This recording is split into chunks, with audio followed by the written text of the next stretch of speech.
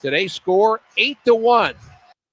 The Cardinals fall in the game. They fall in the series, just 4 runs across 3 games in the set in Texas. And the sub-500 Rangers get 2 of 3 from the Cardinals. To be fair, the Rangers have been playing better baseball. It feels like they're a team that can get it all together. I mean, and especially with Jacob deGrom on the mound like he was today, a very formidable team. They are now 29-31. The Cardinals fall to 33-26. They are in second place in the National League Central as it stands, 3.5 back of the first place Chicago Cubs, who are in action at Wrigley Field on the north side of Chicago and are in front of the Cincinnati Reds. That game is 5-2, and the Cubs have 2 in scoring position with nobody out in the 7th inning. So looking likely that the Cubs will stretch that NL Central lead to 4 games over St. Louis going into the Cardinals off day tomorrow. They will open up a 9-game homestand against the Royals, Dodgers, and Blue Jays starting Tuesday night in downtown St. Louis.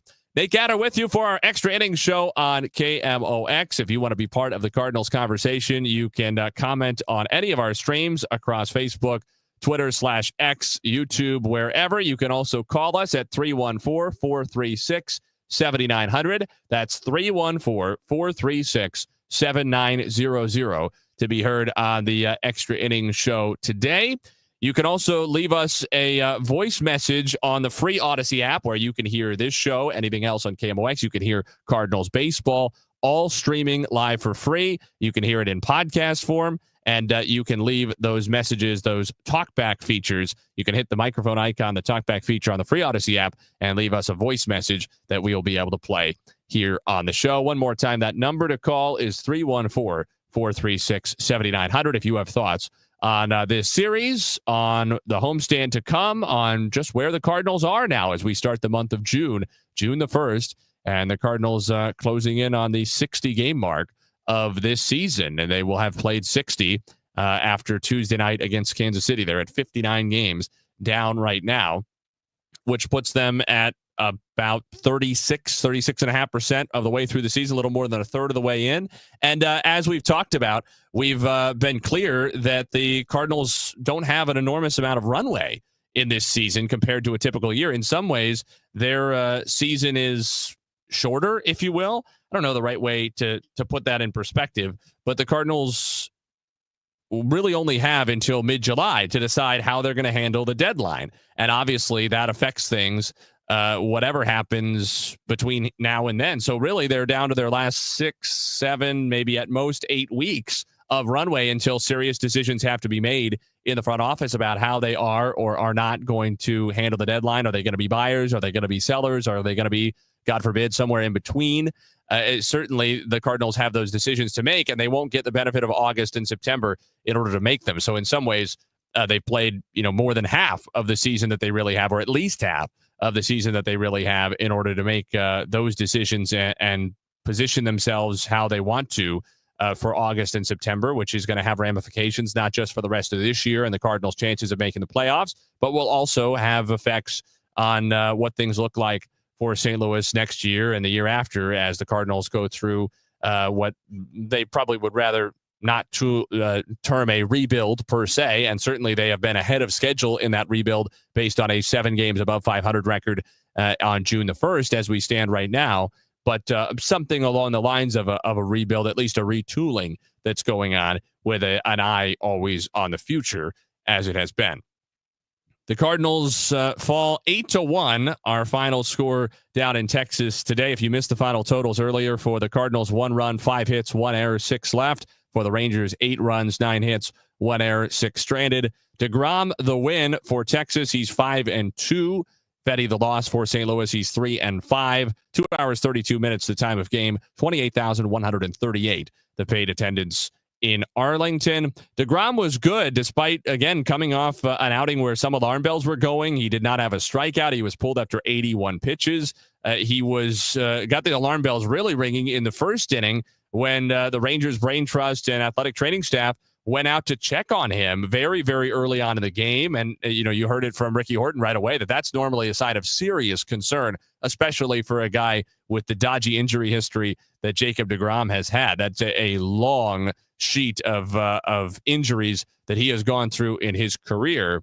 But he, I don't know if you even want to say recovered. He moved past that, and it was like a blip. He was fine from then on. He was better than fine. 6 innings, 1 run on 4 hits, 3 walks. He struck out 4, and he needed only 81 pitches to get through those 6 innings. So the Rangers maybe could have pushed him another inning, but they were being precautionary with just 81 pitches in his last outing. Maybe the same kind of idea here when you have a pitcher like DeGrom, who is so effective when healthy, as he has been this year, 5-2, a 2.34 earned run average, but also as injury prone as he is and getting ready to turn 37 this season, maybe safest just to take the 6 innings of 1-run ball, turn it over to the bullpen, and that decision certainly worked out for the Rangers. Just a 1 run that the Cardinals scored back in the top of the first inning on a 2-out RBI single by Wilson Contreras. Their only run, the Rangers answered with 2 in the bottom of the 2nd. They got 1 in the 7th and 5 to blow it open in the 8th.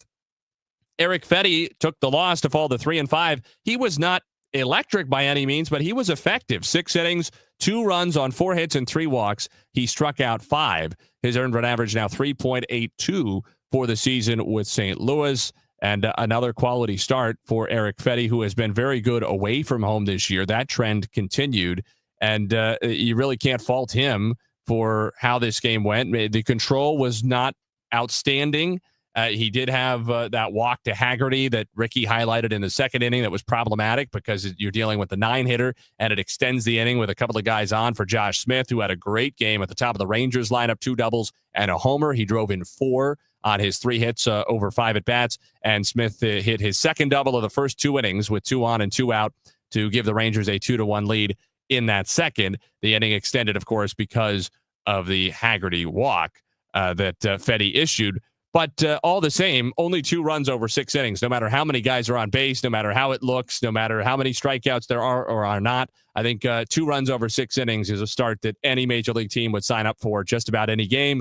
You're certainly giving the team a chance to win, but this was not a Cardinals offense that was looking up to that kind of challenge this weekend. Just 4 runs across the 3 games, 11-1 loss Friday, an 8-1 loss today. They got a 2-0 loss yesterday behind that great start, 6 innings, no runs, 10 strikeouts from Sonny Gray.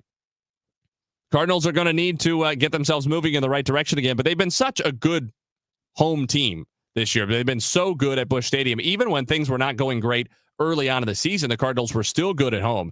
They are 19-8 in home games this season, which is the 2nd best or 3rd best home record, I should say, in the National League, behind only the New York Mets and the Los Angeles Dodgers, the first-place teams in the National League East and West, respectively.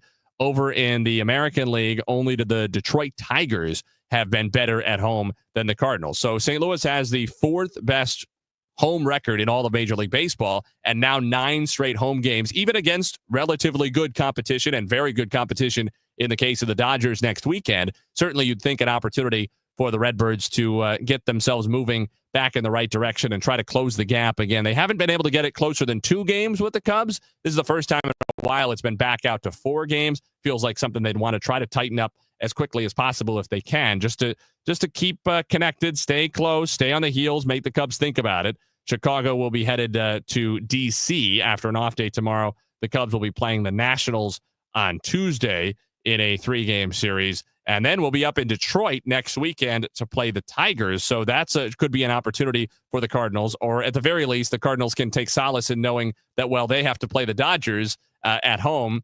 The Cubs have to go up to Detroit and play the Tigers, who, for the moment, still the best team in all of baseball, the best record to this point in the major leagues.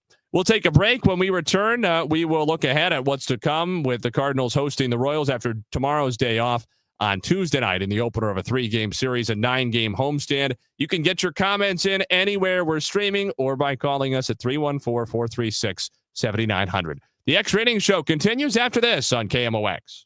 Hey, facility managers. At Graybar, we're not just one of the largest distributors of electrical and datacom parts in North America. We're your connection to help make your buildings smarter. We work with best-in-class manufacturers to supply products for wireless, security, renewable energy, lighting, and critical power solutions. And we have a network of integrators nationwide that can help make it work all together. So, the next time you're thinking about making your building smarter, think Graybar, and we'll help you get connected.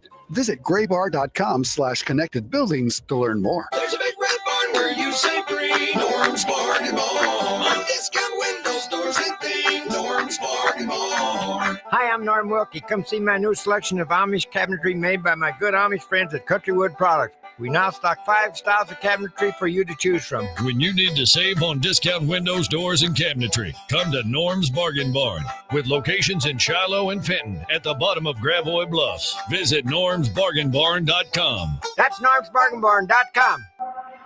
Now, back to the Verizon Extra Innings Show. And it is Contreras who lines that one into right field. That's a base hit, a broken bat hit. Grounding third, headed home is Nootbaar, and the throw not in time. 1-0 Cardinals in the first. That was the high point for St. Louis. I hope you enjoyed it on that 2-out RBI single by Wilson Contreras in the top of the first, because it was only downhill from there. The Rangers had traffic in the first inning. They pushed across a couple with 2 outs in the second.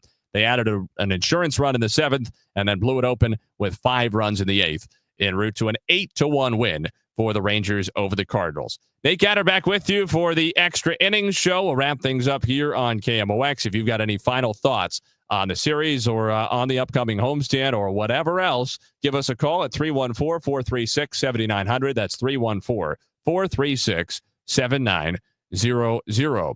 Cardinals off tomorrow and then back home Tuesday evening to host the Kansas City Royals in the opener of a 3-game series. Matt Pauley will be back to host that one for you. First pitch at 6:35. Our pregame coverage will begin at 5:40 across the network. Of course, though, just because the Cardinals are off, that doesn't mean the Cardinals talk stops on KMOX. You can get it on Gas House King from noon to 1 every weekday. You can hear it on Redbird Rush Hour at 5 o'clock on weekdays. Got a lot of Cardinals talk, and it's been a good season to have more Cardinals talk on KMOX, because I think not only are the Cardinals playing better, and that just makes it more fun to talk about them, and that's certainly true. They've been playing fun baseball. I think for the most part, they've played fundamentally sound baseball. I think the starting rotation has really stepped up and kept the Cardinals in a lot of games, including in today's, even though the final score ends up looking lopsided. There's some youthful energy, some hunger around these young Cardinals, as they've talked about. You know, Mason Wynn, Victor Scott have been, I think, very clear about just how hungry some of those young Cardinals are and what they want out in front of them and how they want to change the way these things have been going over the last couple of years, really last year in particular in St. Louis, and get things going back in the right direction. And they've done that so far through 59 games and a couple of months this season. On top of that, I think it's very interesting to talk about the Cardinals right now just because they're in an interesting position. They do have a lot of good young or young-ish players, and that has huge value, especially with where the franchise is. At the same time, they also have some very well-established veteran players, the likes of Nolan Arenado, Wilson Contreras, Sonny Gray, who are not necessarily going to be part of, especially Arenado and likely Gray, going to be part of some kind of a longer-term Cardinals runway where we're talking about how does this young core, how does Mason Wynn look? How does Victor Scott look? How do the likes of, McGreevy and Graceffo and Liberatore look in 3, 4, 5 years from now? You're probably talking about a Cardinals team, certainly that doesn't have Nolan Arenado on it at that point, or at least if he is still there, he's in a much different role than what he is right now, and very well might not have Sonny Gray on it because he's in year 2 of what was just a 3-year contract that brought him to St. Louis. So it's not purely a young team. That's why sometimes people talk about the young Cardinals, and there are young Cardinals, but I don't think that's the same as saying the Cardinals are young, if that makes sense, because the Cardinals have youth, but they are not relying completely on that core. I don't think it's fair to say that they'll just automatically get better year over year just because of growth among their younger players. And certainly we've seen with some of the guys who are young-ish, I guess you'd say now, who have a little more experience than Wynn and Scott, that growth is not always linear. That's been the case with Nolan Gorman, with Jordan Walker, both of whom had really promising 2023 seasons as rookies, and both of whom have struggled to replicate that success in the year and change that has elapsed since. So there's no guarantee that it's just going to be one foot in front of the other for the likes of Wynn and Scott and any other young guys who the Cardinals are bringing up in this or subsequent seasons. All of that is to say, though, that I think the conversation into July, if we assume the Cardinals are somewhere in the vicinity of where they are now, let's say that they are, 10 games above 500, whatever, in July. They're 2 or 3 games back of the Cubs, so they're definitely in the hunt for the National League Central, but they're not leading the division, and they're in the hunt for the wild card as they are right now. They're tied with San Francisco for the third and final wild card spot and that last playoff spot in the National League as it stands. Obviously, it's very early for that. But a month from now, it won't be early because the Cardinals are going to have to be making those decisions like we talked about on how are they going to handle the deadline. And I just think there are so many interesting conversations because of the way the Cardinals have to balance the fact that this season is ultimately about setting up the future. It's about setting up the Chaim Bloom era and what he wants to do with this club going forward. At the same time, especially because interest in the Cardinals, I think, hit a low point late last year, early this year, because of frustration with the fans, because of a feeling of sort of apathy around the team, the way they were spending, how aggressively they were or were not chasing players and trying to add on. And the empty seats spoke to that. There's some momentum behind this team right now. There certainly could be if it's a successful 9-game homestand, and there certainly could be in July if the Cardinals are in first place or very close to it in the National League Central. And I think the front office, and I think ownership included, will want to encourage that, will want to reward that for the players and for the fans and push for making the playoffs into October. So they're going to be interested, I think, if the Cardinals can keep themselves around that wild card cut line within a couple of games of the division or better. I think they're going to want to be buyers, but they're going to have to do it very delicately because they won't want to take any risks with the future. Take a look at what's on deck, brought to you by Chesterfield Fence and Deck, the sign you have the very best. The Cardinals and the Royals after tomorrow's off day doing battle 6:45, I should say, and a 5:50 pregame show on Tuesday evening. Andre Palante, the right-hander for the Cardinals, 4-3, a 4.23 earned run average against Michael Lorenzen, 3-6, a 4.33 earned run average for the big right-hander for Kansas City. The Royals, 3 games above 500. The Cardinals, 7 games above 500. A fun I-70 series coming up in St. Louis starting on Tuesday night. That's Chesterfield. What's on Fence and Deck? What's on deck? Nate Gatter saying so long. Cardinals Extra Innings Show on KMOX. This is Tom Ackerman, like an MVP candidate. Chesterfield Fence and Deck, one of St. Louis's top names.